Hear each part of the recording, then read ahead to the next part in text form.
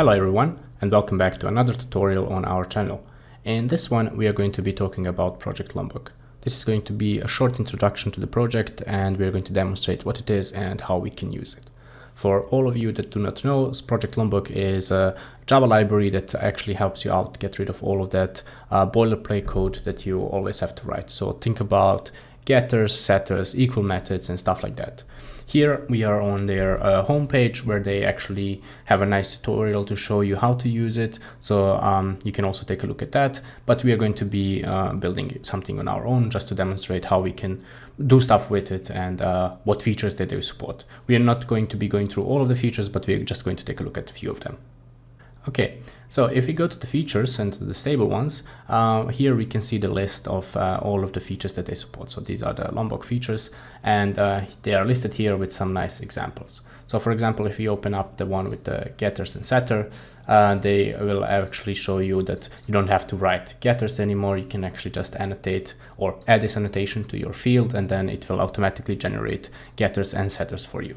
So here is an example. For example, with Lombok, you have this getter and setter on this private field, and then without Lombok, you have the field itself, and then you have get age and set age. So you have the getter and the setter. And this is what Lombok actually does for you. So it gets rid of all of that boilerplate code, and we're going to demonstrate actually how much code it removes. You have a lot of examples here, so about constructors and stuff like that, which you can take a look at, and we're just going to take a look at a few of them, and we're going to demonstrate on an example how you can actually implement this into your application. So let's just jump to that. Let's go to our application and see how we can use Lombok. So here we are in IntelliJ. I have created a new project, nothing special. I have only added so the Spring Boot starter and the Lombok itself. So these two lines here that you can see in our build Gradle. So this is a Gradle project. The main one should be simple. You should just also just add these two dependencies. And here you can see that we are importing the Project Lombok itself. And what else do we have? So we have our normal main class here, so the Spring Boot application class, which is by default the same as always. I didn't change anything there. What I did, I added these two classes here. So let's take a look at them. One is called user without Lombok. So this is just an example class of some user object that has few properties like ID, name, age, and date. And we also have this logger, and we have some constructors here. So this is a constructor without any arguments and constructor with all of the arguments. And then we have the getters and setters. We have equals method, hashcode method, and we have toString method. And you can see that in the toString method, we're only using the name, age, and date. So this is something that we're going to have a look at, how we can only use a few arguments and not all of them. Yeah, so the goal of this tutorial is to create this class, but with Lombok. So this is something that we're going to do. So let's start by creating a new Java class called user with Lombok.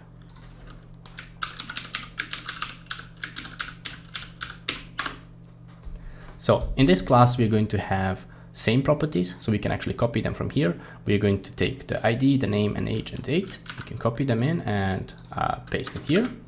So now what we want to have is we want to say, okay, I need getters and setters for this. So the way you do that is you actually just add getter and setter annotation. So like add getter and add setter.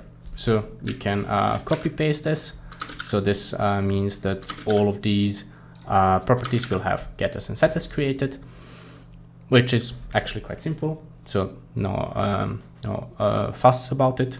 The next thing that we saw that in our without Lombok example, we had these two constructors. So we had this constructor without any arguments and constructor with all of the arguments. So the way we do that is we add annotations to the class itself. So no arguments constructor and all arguments constructor. If you want to have a constructor with only partial arguments, you actually have to create that one yourself. So the Lombok does not support that. The next thing that we saw that we had in this example is the equals and the hashcode method. The way we create that is we just go and say add equals and hashcode, and this will generate it for us. And then we saw one more thing. This is this toString method. And the way we do that is we go and say add toString. But as you know, we only have name, age, and date, so we don't have the ID here. The way we exclude ID from this is by saying add toString.exclude. Now our ID property will be excluded from the toString method. And I think, yeah, the only thing that's left is, so you have here this method where we are logging something. Let's actually copy this. So it's a dummy method that calls this logger to log something, so some message. And the way we did it without Lombok is we would create this logger. And if you actually see here, you can see the package from which it comes. And the way you would do that with Lombok is basically just including that logger. So like this, and you just write it with a lowercase log. You also have different types of loggers, so you can take a look at their page about them. And that's it. So this is the entire class that we had without Lombok. As you can see here, it has 83 lines of code, and with Lombok it has 27. So it's quite a difference on what we did here. And what I also did is I've created some tests here to test if stuff actually works, so we can actually try that out. So let's create a new Java class here, and let's call it with Lombok test. So we created our test class, and let's take a look at the test. So we have one test, the test user, which creates, so we have this get user method, which creates user with Lombok. So we can actually copy this one and paste it in here. But we're going to change it. It's not without, so we want with Lombok.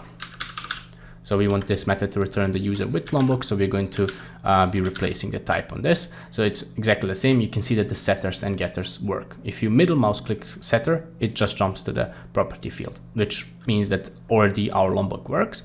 So IntelliJ can recognize it, but let's try it out anyways with the test. So let's copy this test here.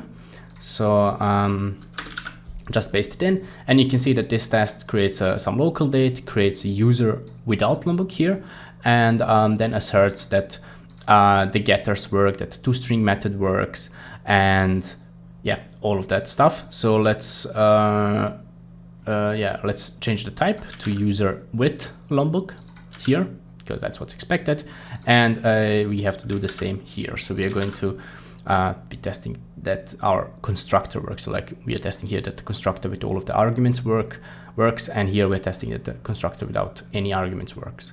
And let's then just run these tests just to make sure that there are no errors, that everything works as expected. So this is a really boilerplate code just to verify that our annotations with Lombok work. So let's see what happens here. Okay, as you can see, our tests have finished, and you can see that they have been successful. Perfect. So everything works, which means that if we go back to the page, we took a look at getter and setter annotations. We took a look at the toString, equals, and hash code, and all of these constructors except this one. So this is all nice. Everything works. You can see it's quite simple to integrate it into your project, and I'm going to show you one more that is really cool, that I found actually to be really cool, and this is this @builder annotation. Basically what it does is it allows you to build a builder class, which I have without Lombok, and I'm going to show you how to do it with Lombok. So let's go back to our project. Let's close these classes here, and let's open up this one, person without Lombok. So this person without Lombok class is a builder. So you can see that we have some properties like first name, last name, age, blah, blah. We have our constructor with a person builder. So the person builder is a static class inside. So this is just a builder, a typical builder class, how it would look like. You can actually find a lot of examples online, and you have your build method. So nothing special here. And what we want to do is we want to build this with Lombok. So let's create a new class again, and let's name it person with Lombok.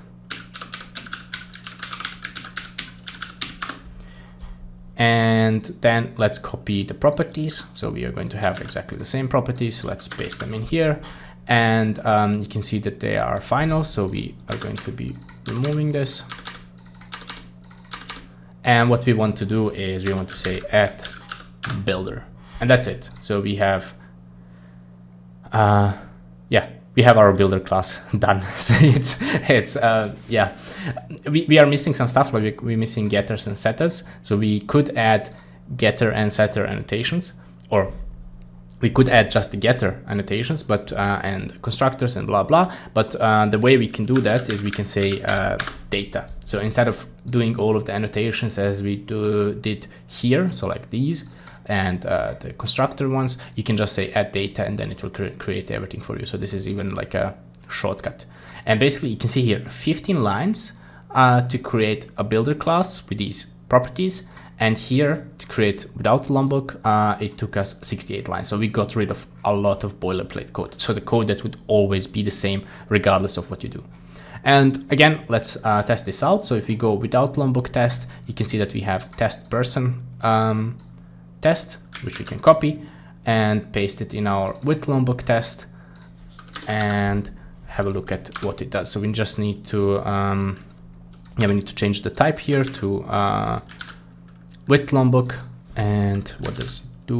It takes a builder here without any properties. So we don't have any properties. It's a bit different. Let me see. Yep, builder, and then we set what's first name, and we set last name. So it's a bit different. So instead of passing it directly, we're going to do it like that. And then we're going to change this to with Lombok. And that's it. So let's run this test and see if it passes. Yeah, as you can see, the results were really fast. We got our results and the test has passed. So everything does work. Our builder works without any issues. So it's 15 lines of code to build this builder, which is super nice and super simple. You can take a look at other examples that they have here. There are really some nice things. So for example, this log, we already got a look at it, but one thing that I found interesting was this not null annotation, where you can actually do the null checks with at not null. So here you can see that you can directly use the get name from the person, and without Lombok you actually have to do a null check to see if the person is null, and then do the other stuff. So it's a really nice thing, really nice library to get rid of some of boilerplate code to help you move faster to your application. Hopefully this tutorial was useful to you, and you find this library useful, and you integrate it in your application. If you have any questions, feel free to leave a comment below, and I'll try to get to it as soon as possible. Until then, I will see you in the next tutorial.